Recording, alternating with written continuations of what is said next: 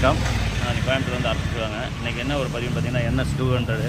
இந்த வண்டியில் customer complaint என்னென்னு பார்த்தீங்கன்னா, திடீர்னு பங்கில் டீசல் அடிச்சுட்டாங்க, மாற்றி அடிச்சிட்டாங்க. இப்போ பங்குக்காரங்களே இந்த ஒர்க் பண்ணி கொடுக்குறாங்க. அப்படிங்கும்போது நம்மள்ட்ட வண்டி வந்தது.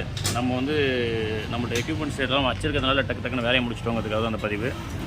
நம்ம பாருங்கள், டேங்க்லேருந்து சுத்தமாக க்ளீன் பண்ணிட்டோம், பெட்ரோல் ஒரு கப்பில் ஊற்றிட்டோம்.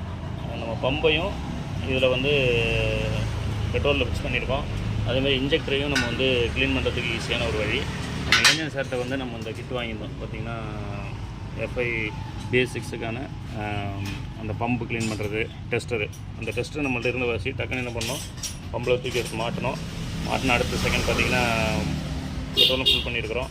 அதேமாதிரி இன்ஜெக்ட் லைனும் நம்ம இதில் கொடுத்து நம்ம பட்டன் அழுத்தின உடனே நமக்கு உள்ள பம்பில் இருந்த டீசலாக இருக்கட்டும், டஸ்ட்டாக இருக்கட்டும், பம்பு நல்லா இருக்கான்னு பார்க்கறதா இருக்கட்டும், எல்லாமே நமக்கு உடனடியாக வேலை முடிஞ்சிச்சு. இப்போ பார்த்திங்கன்னா நமக்கு பார்த்துட்டு பம்பு ஒர்க் ஆக ஆரம்பிச்சிருச்சு. நம்ம உடனே எடுத்து மாட்டி கொடுத்துடலாம். 10 நிமிஷத்தில் வேலை முடிஞ்சிடுது. நன்றி.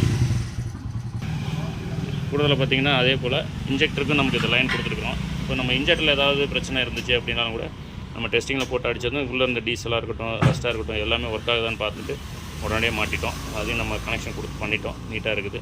இந்த மாதிரி டெஸ்ட்டெல்லாம் வாங்கி வச்சுட்டிங்க அப்படின்னா கொஞ்சம் உங்களுக்கு ஈஸியாக இருக்கும். இப்போ இந்த மாதிரி ஒர்க்குக்கு 10 நிமிஷத்தில் வேலையை முடிச்சு அனுப்பிச்சிடுவோம். கஸ்டமருக்கும் கொஞ்சம் சாட்டிஸ்ஃபேக்ஷன் ஆகிடும். நன்றி, வணக்கம்.